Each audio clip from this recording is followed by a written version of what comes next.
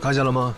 那下面有个地方，我们非常想进入的，可是用尽了方法都无法成功。不过，有一种动物，它可以进入。这种动物非常的难抓，我们费尽心机，终于抓到了一只。这种动物很聪明，有一定智商，甚至可以被驯服。是什么动物？你很快就知道了。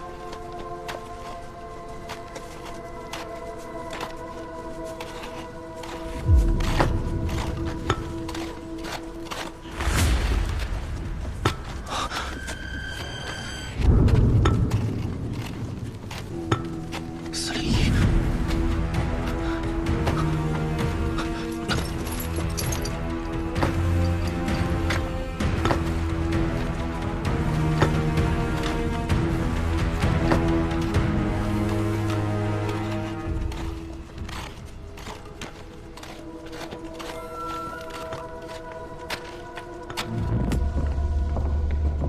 你只要能把这事做好，我就会把格式楼的科学原理告诉你。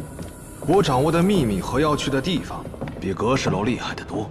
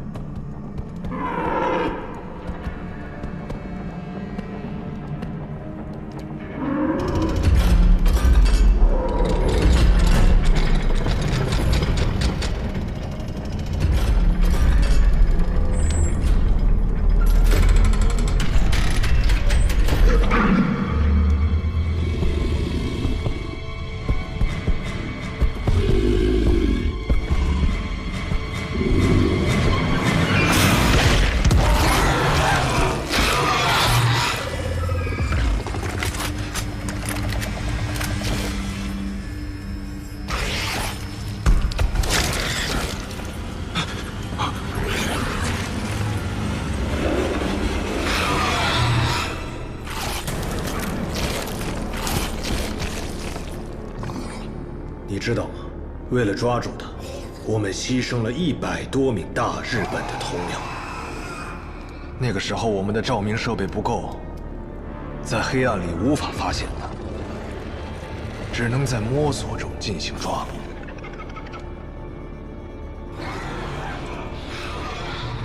你有什么需要的，找田中局，他会立刻替你补齐装备。但如果你训不好，那就请不要再出来了。只要我驯服好了他，你就会放我离开吗？我们日本人是讲信义的，堂堂大日本帝国不会害怕你这个区区老狗。只要你能训好他，我就会放你离开。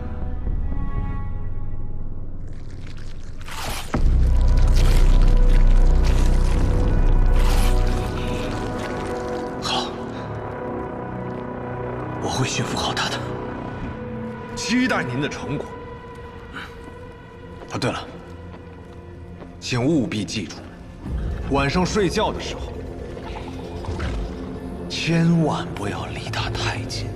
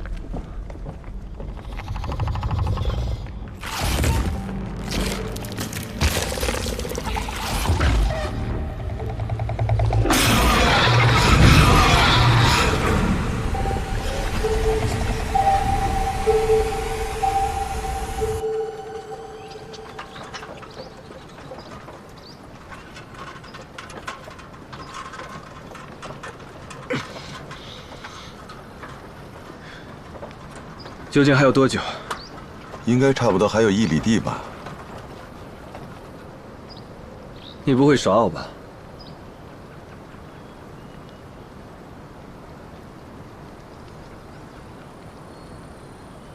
其实有件事情我没跟你说，什么事？我就是葛氏老祖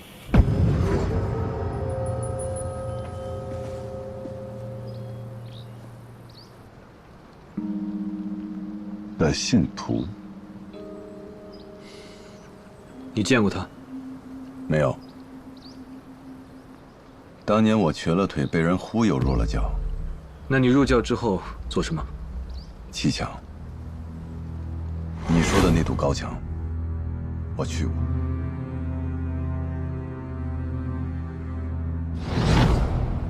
那栋楼的事情，你知道多少？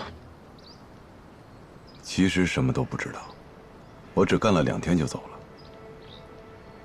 因为我当时意识到，那楼里肯定发生过什么大事，所以他们才要砌墙封锁整个楼。当然了，我也是因此才知道，葛氏楼下面有一条地下暗河。所以你对这个教尚未了解，你就走了？我不走干什么呀？再说了，葛氏老祖要真有那么大的本事，早该看出来那楼里要出事，还用得着我们去砌墙封锁整个楼吗？三爷果然迅速看透，难得。我腿虽然瘸，但是这儿不瘸。走吧。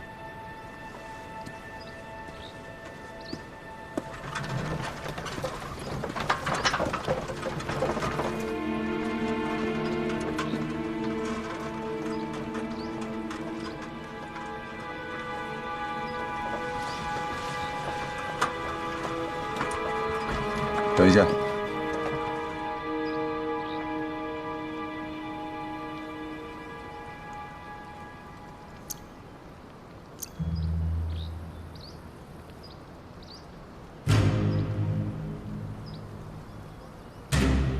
这边叶子上的露水多，潮气重。走这边。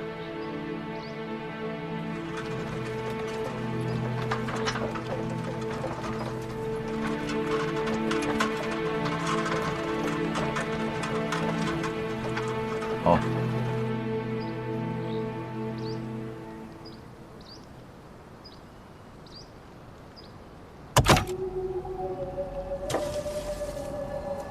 把它点燃，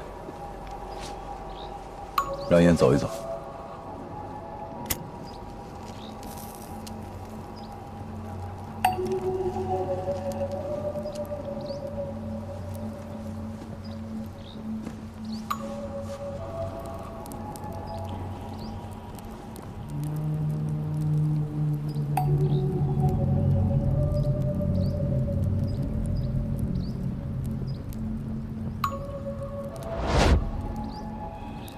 这边。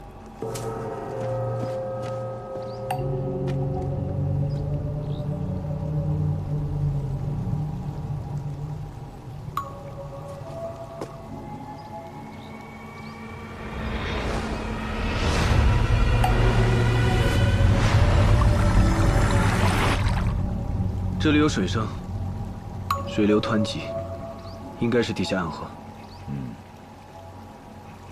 那它应该就是葛氏楼下面这条了。但是日本人是不是从这儿走的，我可不敢说呀。这儿土松石散，如果要爆破，很有可能坍塌。三爷专门引路至此，应该有你的法子。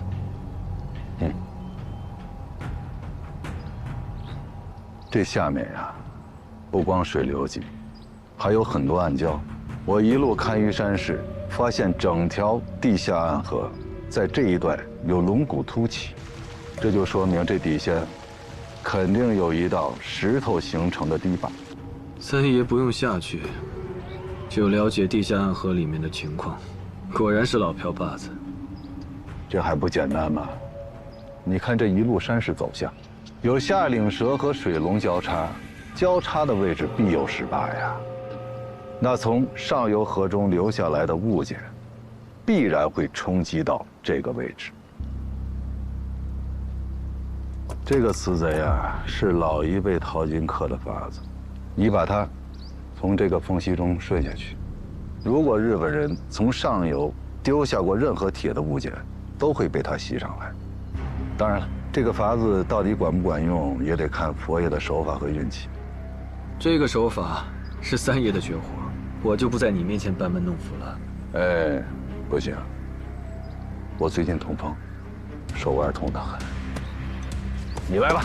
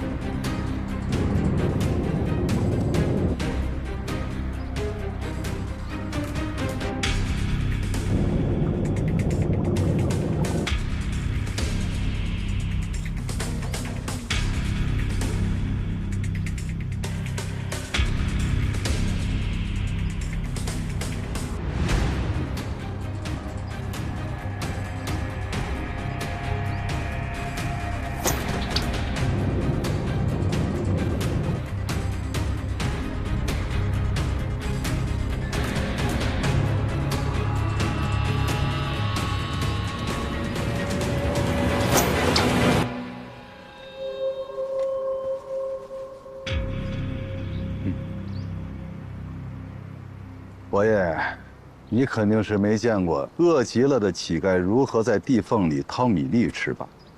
像你这样，光使蛮力可不行啊，你得像我这样，小指抵住缝隙的边沿，食指和中指差3毫，你感受水流的速度，找准机会，然后手腕，啪，这么一翻。力道大一点，米粒就碎了；但是轻一点呢，你又什么都捏不上来。当年我在长沙街头就是靠这手绝活，在臭水沟里活了3年。不过没关系，时间、磁铁有的是，慢慢练。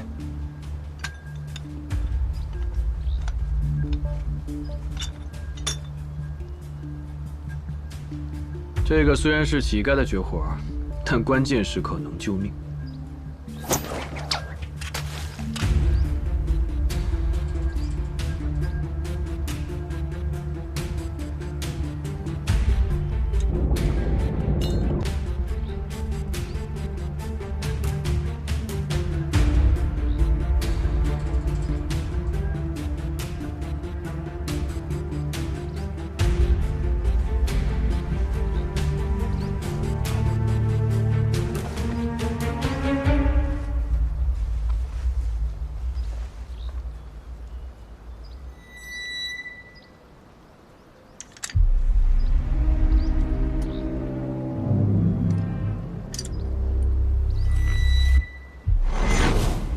远东开荒纪念章，日本人果然从下面走的。既然这样，这条河到底通向哪里？我的人会帮你查清楚的。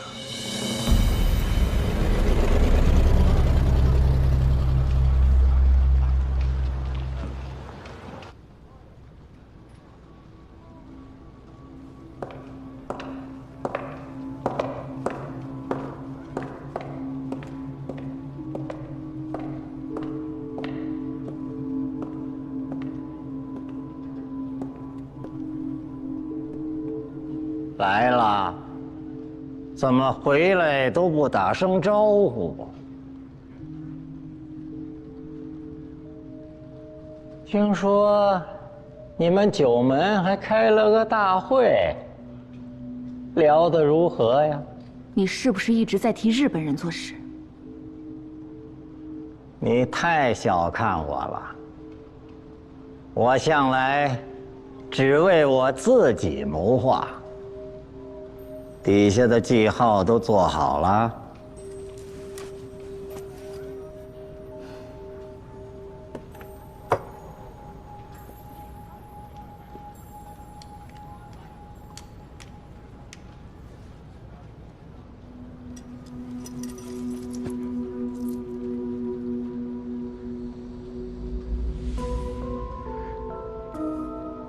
老当家果然厉害呀！居然能找到这个，那我就不要下去了。看来这的确是你想要的东西。这到底是什么？你自己带出来的，你不知道这是什么吗？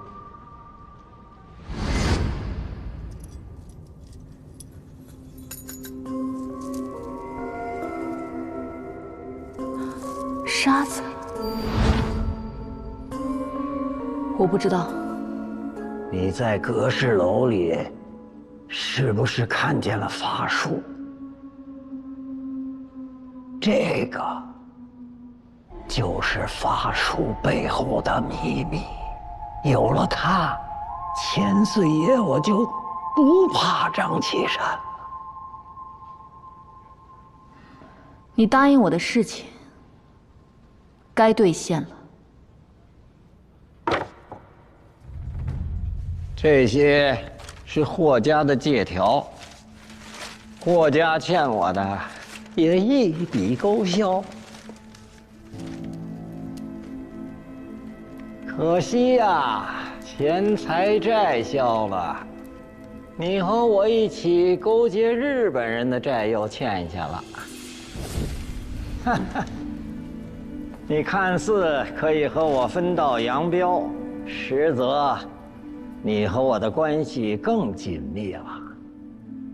哈哈哈哈！霍家不怕同归于尽。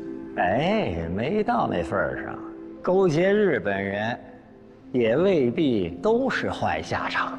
你放心，我保证，只要你竭尽全力，霍家会活下来的。那当然了，也只有霍家。你要对九门做什么？千岁爷，不用回避，仙姑和我是一条船上的，她已经脱不了干系了，对吧，仙姑？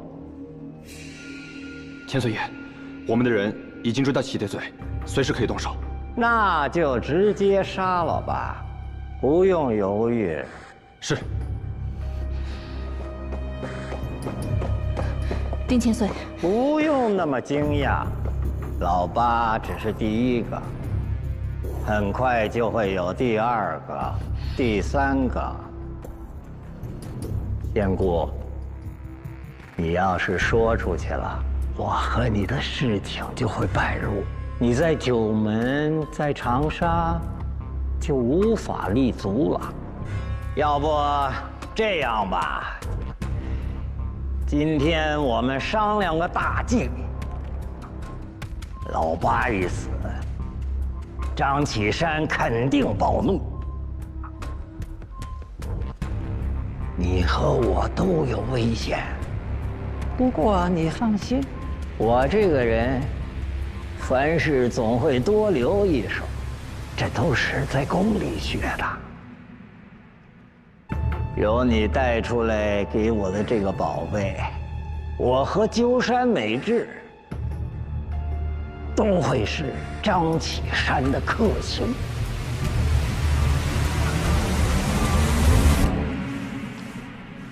佛爷，丁千岁的底细，小静都查清楚了。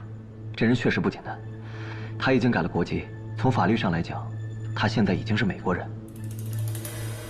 详细说说。丁千岁，原名丁世昌，长沙人。他8岁时就净身入宫，在御膳房当差。光绪年间，宫中有个比利时传教士，名叫约瑟夫·范德堡，他是专给慈禧太后进献西洋点心的。丁千岁想方设法巴结上这个人，靠着这层关系得了出宫采办的差事。13岁时，丁千岁跟着约瑟夫传教士到了上海，他先是投靠了比利时人，在法租界的教会，随后不久又搭上了美南长老会，混进了广慈医院当差。同年受洗，取教名塞缪尔丁，正式开始修读神学。然后他靠着教友特案申请了特别登记，在16岁时正式加入美国籍。他靠着这个身份再回宫，反倒更吃得开，所有人都要敬他3分。一个宫里的太监，摇身一变变成了个美国人，绝对不是常人能办到的。后来清朝倒台，他立刻卷走宫里的银子，投靠美国人。42岁时，在美国人的安排下，他到了长沙，表面上是办洋行做生意，可暗地里，他就是在帮美国人倒账洗钱。不过美国人也不信任他，重要生意从不经他手，丁千岁无法从中获利，无奈暗中又攀上了日本人。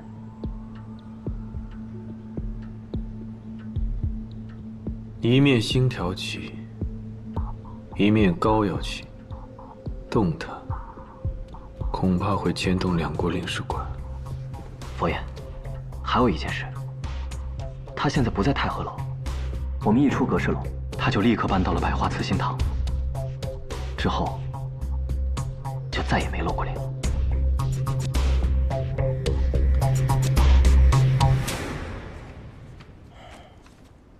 丁千岁肯定已经猜到我们查出他和日本人的关系，所以才躲起来了。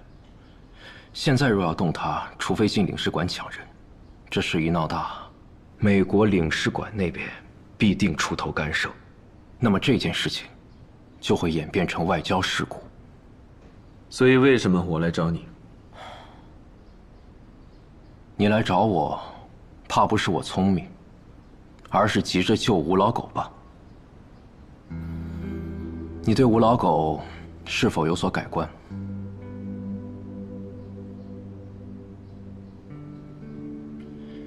你不妨先说说，现在你认为的吴老狗是什么样的，和之前有什么不一样？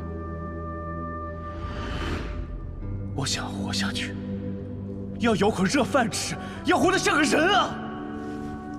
我再信你一次，你最好能抓住他。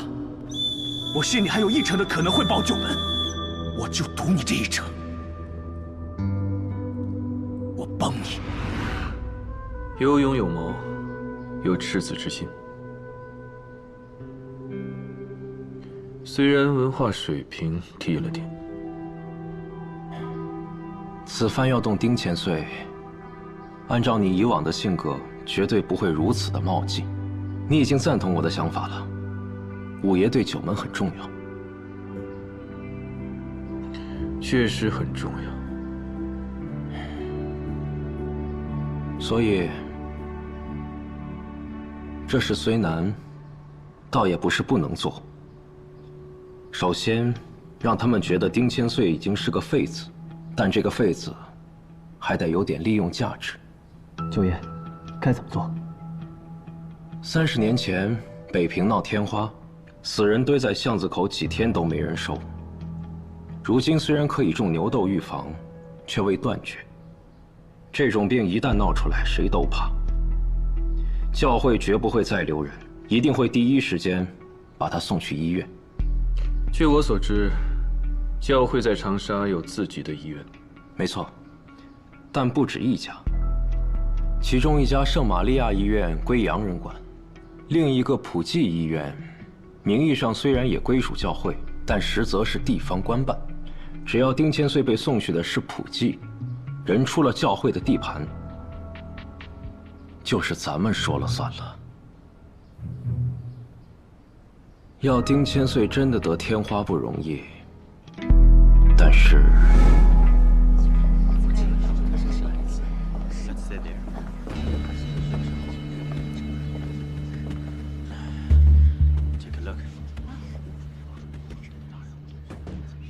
张启山那边动静如何呀？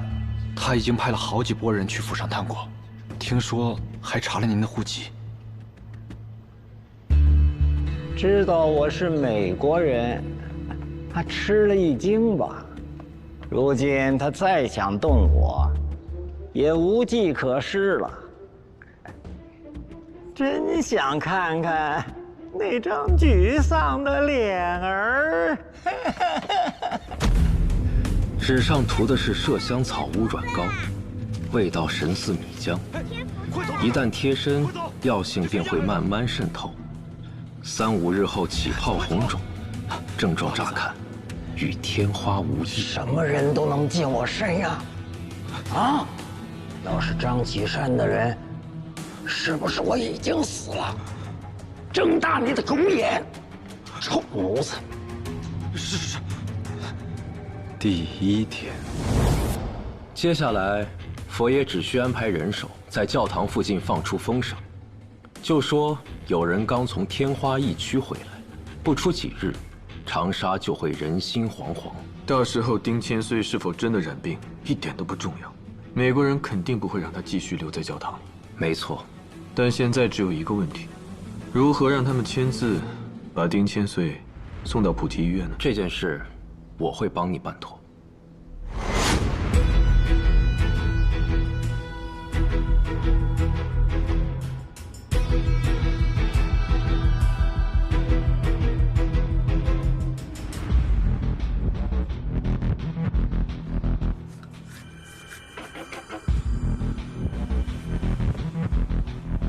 这是天花，这是天花，这个人得了天花，大家快跑啊！快跑，快跑，快跑，快走，快走，快走！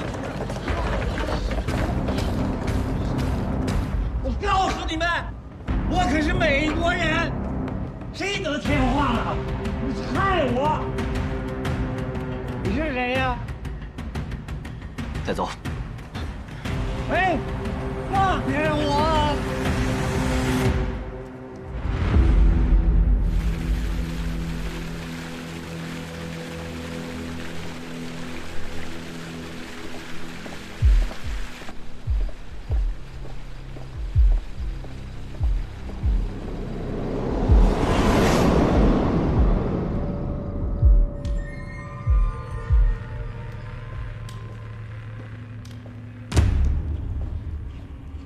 张启山，你设立私狱，扣押美利坚公民，这是死人罪！放我出去！放我出去！你喊再大声也没用，不会有人知道你在这儿。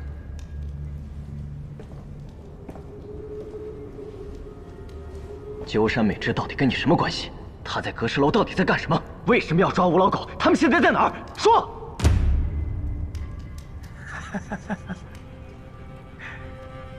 张启山，你不用想着吓唬我，宫里多脏的手段我都见识过呀。我年纪大了，经不起折腾。一旦我死了，美国人不会放过你。哈哈哈哈哈哈！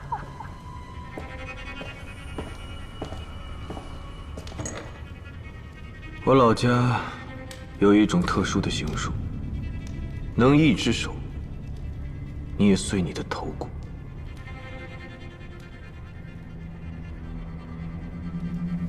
当头骨裂开，无论一个人的意志力有多强，他都承受不了这种痛苦。从这一刻开始，你会感觉骨头被一个巨大的铁钳夹住，你的脑袋就像不断被充气的气球一样，从内到外一直膨胀。接下来，你会听到啪嗒啪嗒的声音，这是你的血管一根一根在爆开。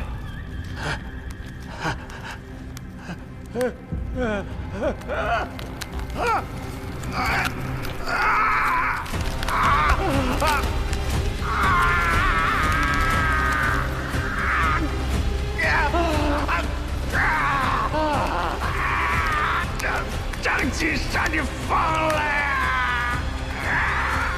你这就怕了，你下回啊！我说啊！我全都告诉你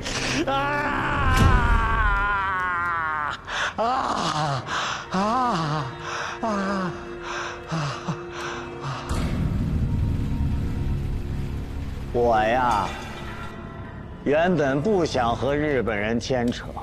早年，他们扶清自重，打着中皇的旗号，结果呢，转头就逼朝廷割地赔款。这等两面三刀之辈，千岁爷我能信他们吗？你们是如何搭上的线？鸟取，鸠山美智的上司，鸟取鸟居，是他亲自来找我的。长沙地底有一秘处极其重要，我的人被困在下面。张启山把持着九门，杀光了特务。我需要一个中国人在上面接应。我是美国人，凭什么帮你呀？美国人，美国人对你们中国不过是贪图市场、攫取利润。你跟着他们，不过是混口饭吃，永远也翻不了身。而我们大日本帝国，要的是这块土地，这里迟早都是我们的。你若是现在帮我，日后便是人上人；否则，待局势定了，你仍旧是个跪着讨饭的奴才。我是一个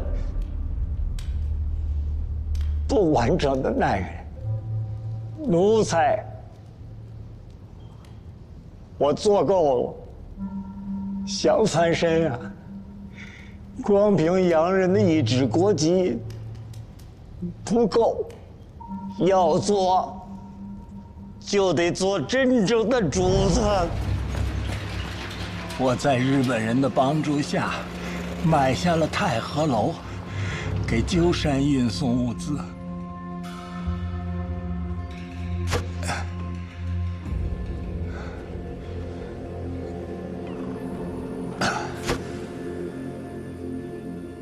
长沙的地下竟然真的有人，非常神奇。我后来知道了，他叫鸠山美智。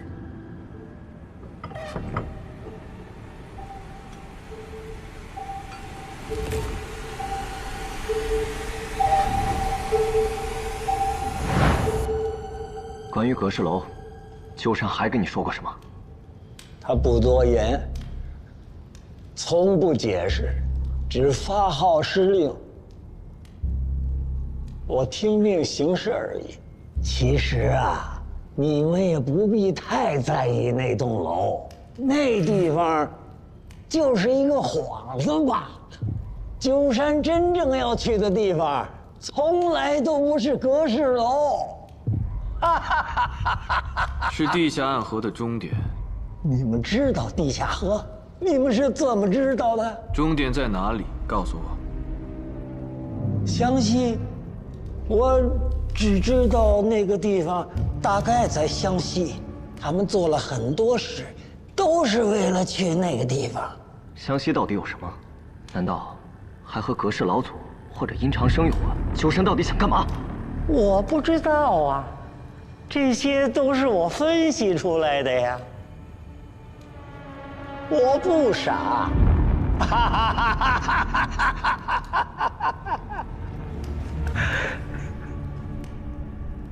，401部队呢？那也是鸠山安排的，他给了我一些丹药，那丹药能让人听话。你继续说。我觉得那就是法术，而且他学会了。得了神力，能测命运、窥天机。我和你现在这番对话，或许他能听见。就在此时此刻。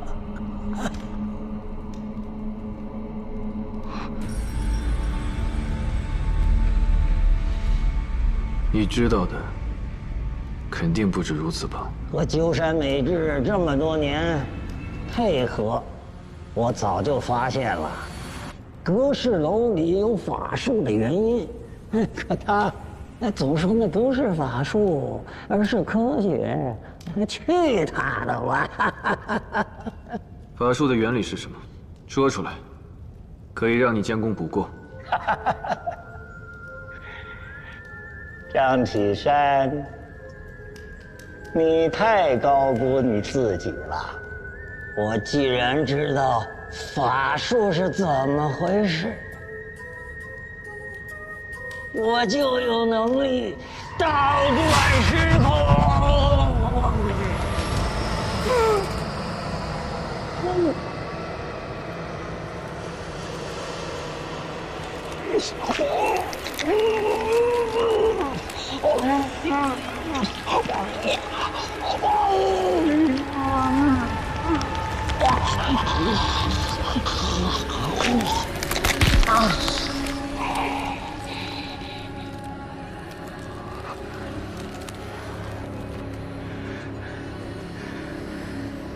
我要走了，张启山，再见。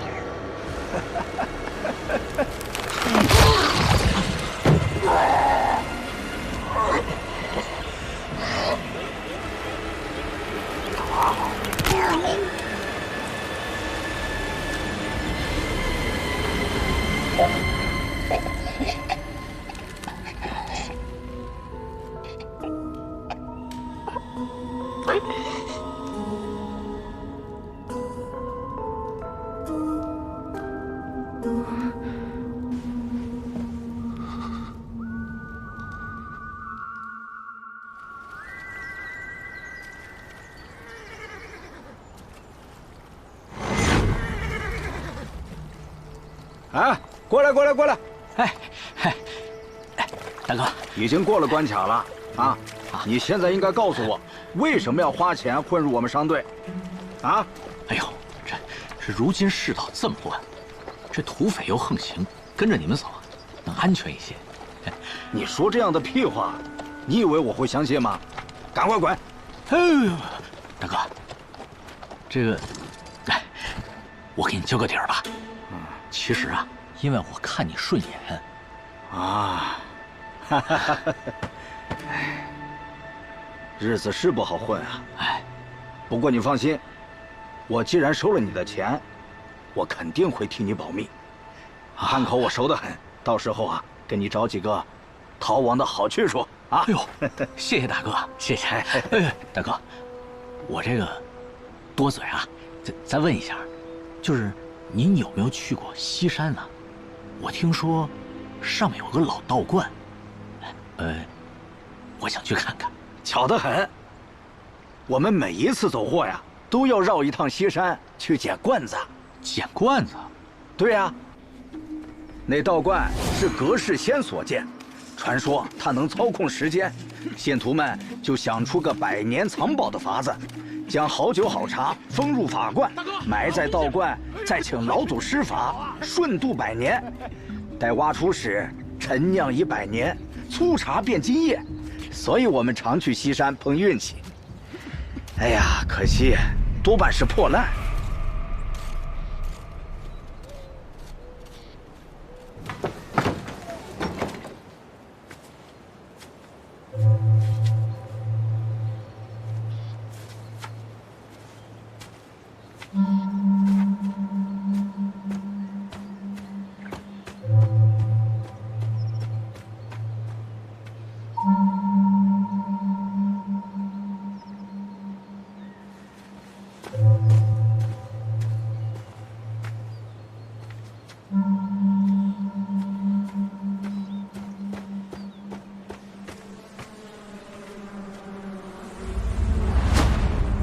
又来人了，您诸位好啊！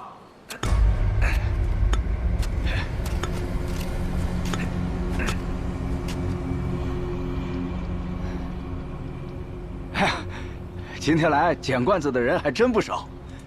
兄弟，这一块被我们占了，你们要捡呢，去那边啊。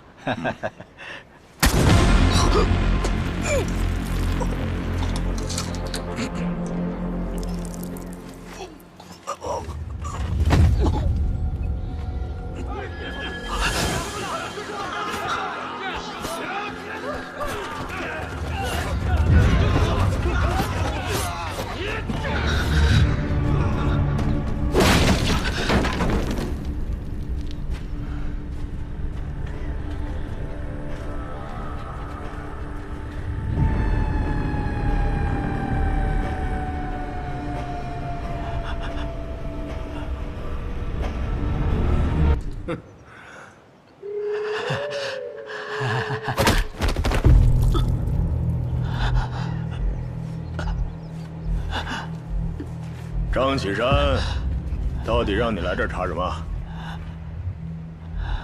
不如你现在就给自己算一卦，就算你怎么死的。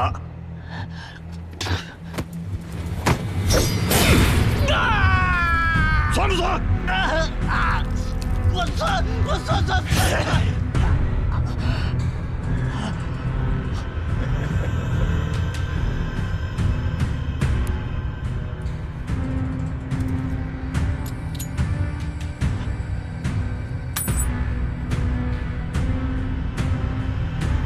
怎么样？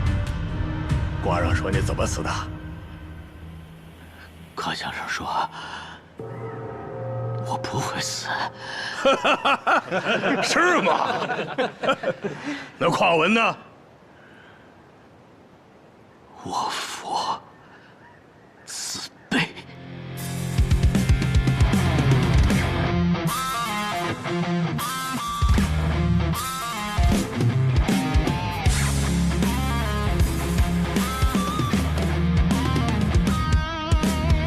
被乱世包围，野火中巡回，时不准这方城市进退。江湖的道义，天下的安危，要怎么做才不算有愧？宿命我无畏，临出又上追，手一程不退，不悔不愧。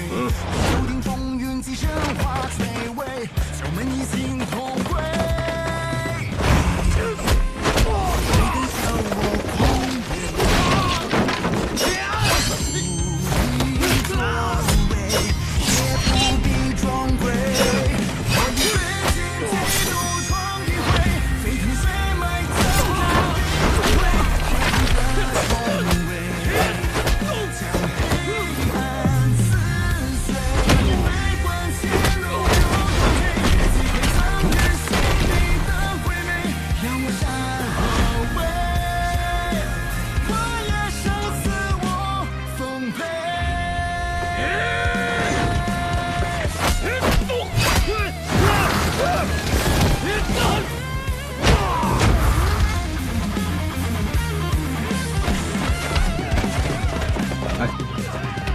别去了，佛爷最近心情不好，让他发泄一下吧。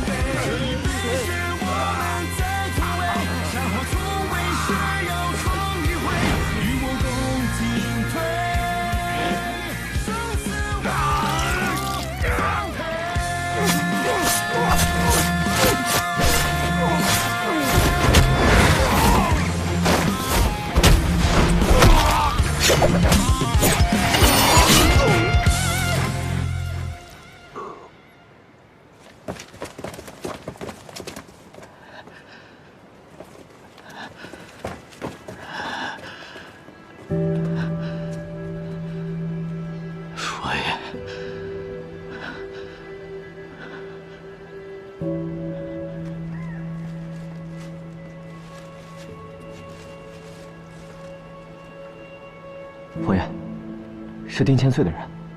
猜到了。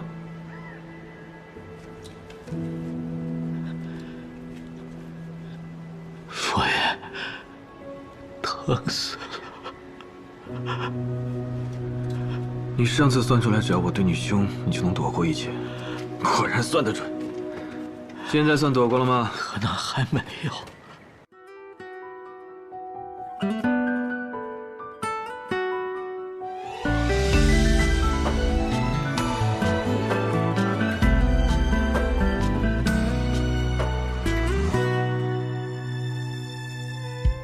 往事如云烟，无声中决断，这谜局纷乱，谁又难得考完？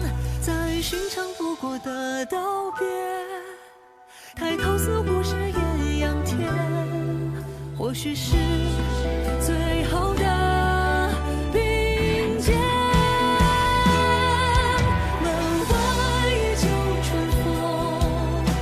谁一去匆匆，身在剧中，惊浪无声，谁独行冥冥之中。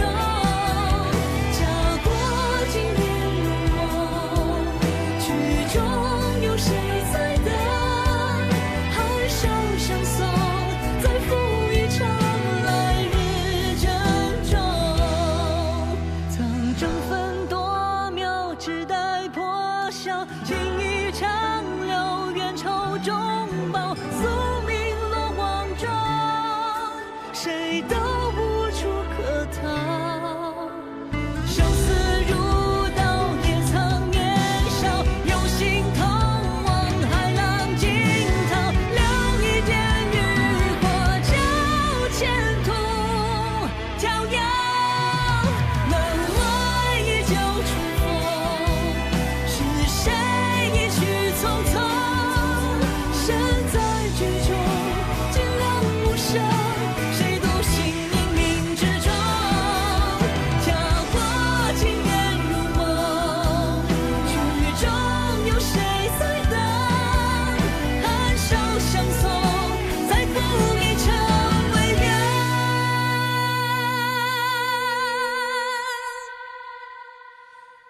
来日珍重。